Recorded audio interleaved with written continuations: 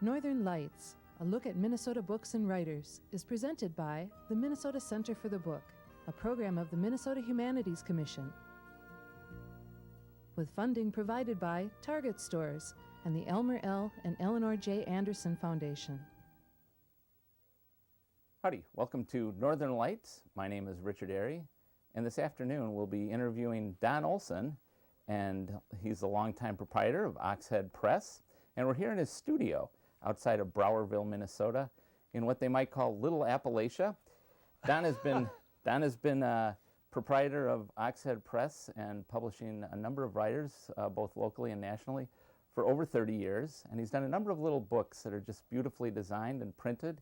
And so we'll talk a little bit with Don about his career. First of all, I guess I want to start off by asking you, Don, welcome to the show. Thank you. And I know you began your kind of journeys in literature at the University of Minnesota, and you studied with some really stellar professors. And maybe you could tell us a little bit about the folks that were at the university in the 1950s. Well, you know, I got out of service in 1953 and started University of Minnesota. And my first year there, I signed up for a course from Saul Bellow. Saul Bellow. And when I went to the class in September, he wasn't there.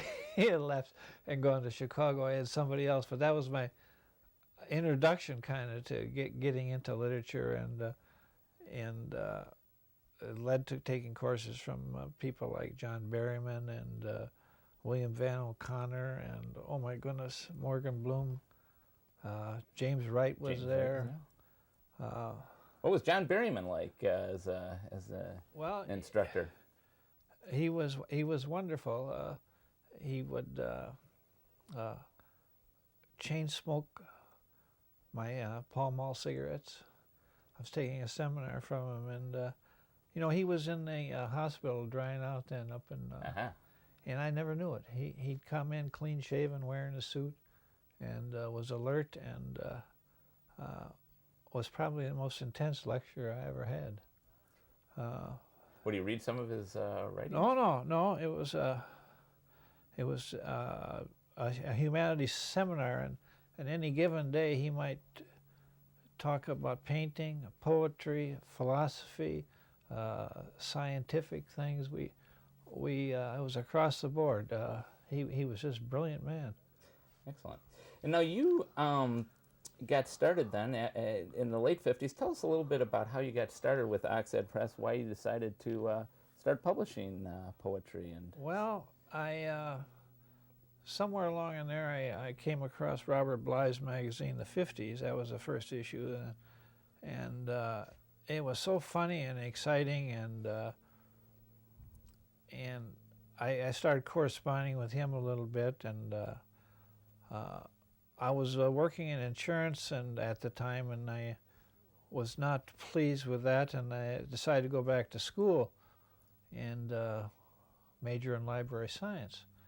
And it was in graduate school where we were studying the history of printing and publishing, and started looking at fine press, some of the great printers and designers as part of the curriculum. And one day I was reading a book on the origins of the alphabet, and I saw that the letter A was originally an oxhead in ancient writing, and I thought, wow, that would make a great name for a press or a magazine if I ever started one. And one thing led to another. I had been writing a little bit, and Bly was kind of an inspiration, try to do something on my own. This eventually led to the purchase of a small printing press that's sitting over there. I was at Stout University in Wisconsin, and they did have a printing program over there, and I befriended Lloyd Wydocki, the chairman, who had his own printing press and a private press operation in his home. And Oxhead just kind of grew out of those conversations, and I started writing to a few poets, asked if they'd like to contribute a poem to a series I had in mind, and I had a good response from Robert Bly and Donald Hall, John Haynes, Michael Hamburger. It was kind of interesting. Even before I'd printed one, I had written Michael Hamburger. I'd seen a couple of his poems I liked a lot, and he was teaching in the United States at the time. He's British, actually German birth, but anyway, he sent me a poem, and I accepted it, and before I even printed anything, I had a standing order from the Bodleian Library for my series, so they've got a complete file of my stuff over there at Oxford University. And you had to start doing it. Yeah, really. And so I started out, and in the beginning, I think my work was very clumsy and inept, and then, but I started paying close attention to things that go into making a good book, as far as paper and ink and printing quality and design. And I think I started to develop a kind of a style, and which somebody later once called elegant simplicity. And my major influence, I think, was the work of Joseph Blumenthal, the Spiral Press out in New England. And I really became fond of his work, and I think I tried to kind of emulate him in some ways. Well, that's a good start, and I think you really did develop into quite a fine printer and designer as well. I know when you first got going, you wrote at one point about when you got started, how it becomes, there was this mimeograph revolution really in the early 60s, and all of a sudden it became very easy to get things printed and published, and you wrote how it, as it became easier to get poetry published, it became less likely that it would actually get read. So I think that was part of your decision to really concentrate on one or just a few poems in each of these small books. What happened, in the 30s and into the 40s, there weren't many outlets for writers as far as magazines go, and it was a slow process setting type by hand or even on a linotype. But in the 60s, people started to use mimeograph machines even. Offset printing came in the 40s and then proliferated through the 50s and the 60s. People started taking advantage of these cheaper technologies and publishing their own magazines. And there were great breakthroughs in the directions that literature was going. So all of a sudden, from just a few dozen literary magazines, there were suddenly hundreds, and then actually literally thousands of them around. And so everybody was publishing, and you couldn't keep up with anything. And these magazines would come out, and an issue would have 100 poems. Nobody would read them. So I thought, well, I will package pamphlets with one poem, and I'll give it all the trappings of a full-length book. And that way, if somebody got the pamphlet, they would actually read it. They wouldn't be drowned out by 100 other poems. So that was kind of the approach I was taking, and that eventually led to publishing pamphlets of more than one poem. But I think the most I've ever put in one pamphlet was 14 short poems. Excellent. And again, with the sort of the aesthetics, I know one of the things you talked about was being influenced by Bruce Rogers, and that idea of working with a single typeface. Right. Somewhere along the line, Bruce Rogers was a book designer and designer of type, and he wrote that he thought that you could spend your entire life learning how to use one typeface thoroughly, and something made sense to me. That approach, that you should try to get different effects just by the manipulation of types, not by using a lot of different typefaces and illustrations and so forth to just maneuver the type. And I think you can do it, and I think I've done that to some success. Absolutely. One of my favorite little books that you did is called The Loon by Robert Bly, and I was, and it's not only beautifully hand printed, but there's a little, I believe it's a feather, and it's a leaf. It's a leaf, right? That's been hand colored in each next to each of the poems. I did that, and I think I printed 500 copies of The Loon, and alongside the title of each poem is one of these little leaves, and then they're called Bradley ornaments, and I hand tinted those with a watercolor, and I think I added it up once. There were a little over 8,000 of those that I hand painted, and so it took me a few months to do that. It was worth it. It's a really elegant little production. You also did some, again, a couple of them I think you actually did with Robert Bly, where you did some translations of some fairly... Well, they did the Proverbs, the 20 Proverbs, okay. but well, we did those separately. I started translating Machado back in, I think 1955. I was going to school in Mexico City and trying to learn a little Spanish, and I had a copy of his collected poems down there, and I started translating these Proverbs early on, and because they're kind of easy to do. Mm-hmm. And lots of people have done Machado Proverbs, and everybody translates them exactly the same. Really? So I asked him if I could use some of his. We were sending them back and forth, and so about half of them are his and half of them are mine. Excellent. And maybe you could talk a little bit about Robert Bly, just because I know you had some correspondence, gotten to know him a little bit. He was well before his Iron John period, and he really was one of the few writers that never really taught, and so he always had to kind of support himself by his writing. Yeah, he worked hard at it. He's a wonderful speaker, and he's very generous to me in referring writers to me and giving me his work. I've done, like 4 printings of that little thing, Ducks, a 3-line poem.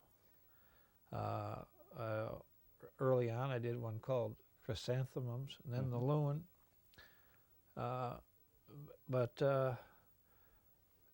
It was his kind of leadership in changing the direction of American poetry, introducing foreign poets to American audience. Is his humor and just kind of energy. I think it people fed off of it. Yeah, he's still got it. I think one of the other things is I was going through the books that you've done.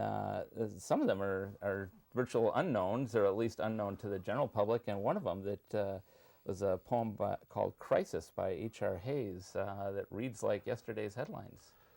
Yeah, Hayes was actually he was a professor of anthropology at the University of New York, Stony Brook, in his later years, but he was instrumental in introducing Spanish-American poets to poets in this country. He did some translations in the book, I think it was called 12 Spanish-American Poets. It came out in the 50s, and I know Bly was influenced by that book. And in fact, one of the Spanish professors that Hayes worked with, Hardy St. Martin, Bly worked with St. Martin in a number of the translations from the Spanish that he put out under the 60s press imprint. But Hayes was a very talented poet as well. Well, it's a brilliant poem, and I just think it's also a beautiful production as far as the title page goes. Yeah, it's hard to believe that I printed that thing on that little flatbed press over there. Well, one of the real pleasures, I'm sure, of having your own press and being able to to do whatever really becomes your fancy, is being able to take on some projects that perhaps nobody else would take on. I know you did a book by Michael Gill called it's part of your miniature series, The Solution to the Crisis is Revolution, and that was, tell us a little bit about that book. Well, Michael went down to Quito, Ecuador to hone his Spanish a little bit. He was thinking of trying to teach Spanish, as I remember. I had been corresponding with him for a couple of years.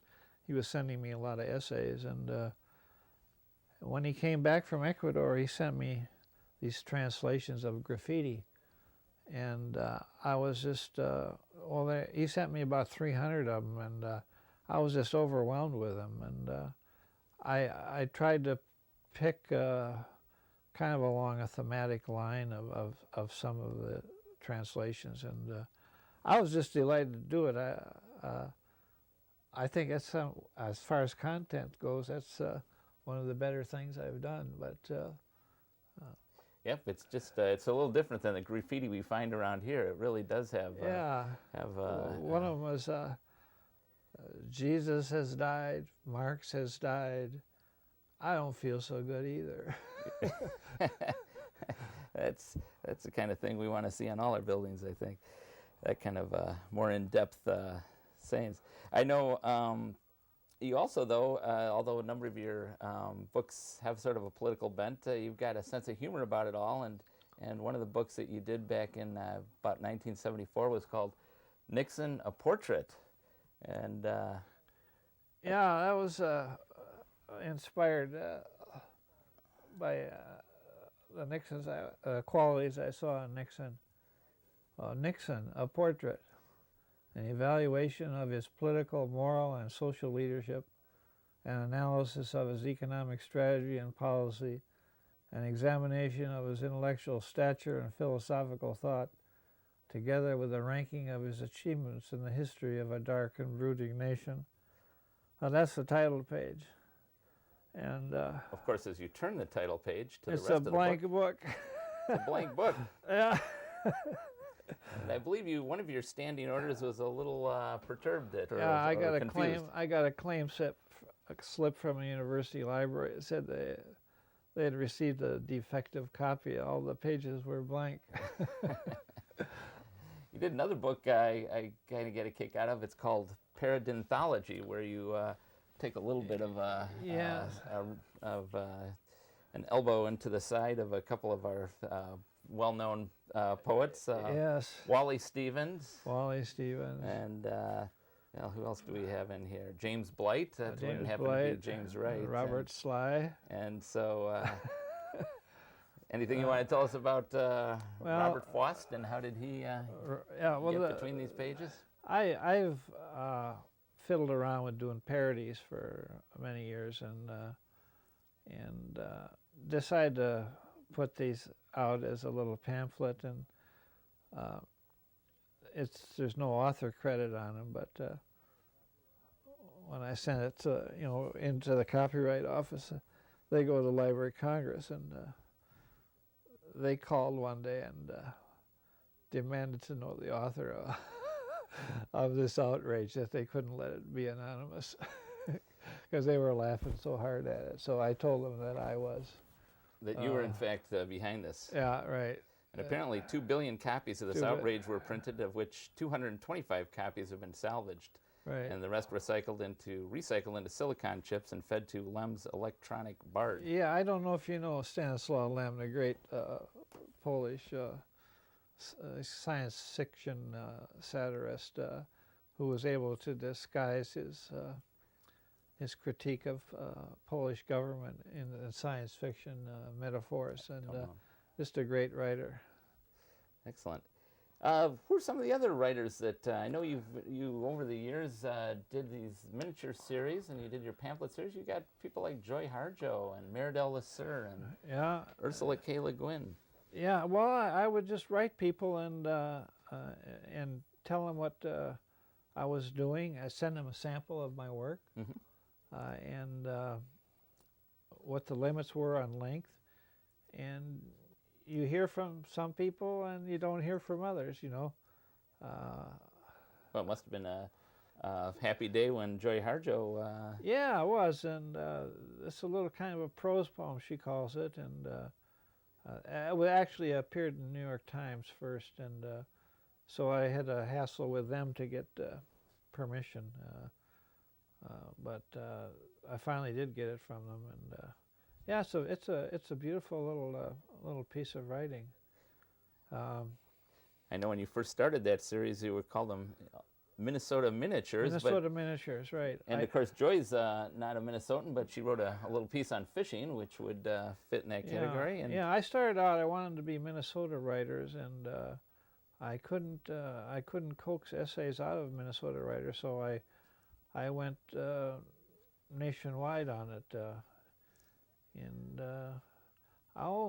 My intention was to do 12 of them. I had enough paper to do 12, and I did 8, but I did an extra printing of Tribes that sold very fast, and I did 3 printings of the Whitman prototype. So I've used up all the paper. I have one more I would like to do, but I don't know if I'm physically going to be able to handle it. Right. These are all very limited editions, of course, and all available at the Minnesota Historical Society. But 150 to 450 copies at the most. So yeah, the most I've ever printed on anything is 500.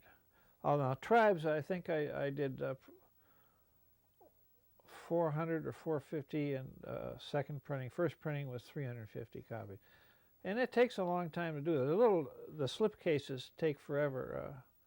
I think each copy represents roughly an hour's work. Yeah, I'd believe it. It's a labor of love for sure.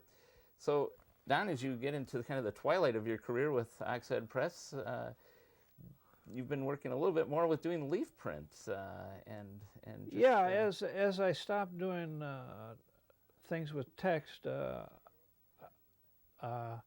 multiple sclerosis has really limited what I can do, and so I started doing botanical prints of oak leaves, wild raspberry, maple, grass of all kinds, sumac, and I started to get really obsessed with that almost. And you also do these little broadsides and note cards. Yeah.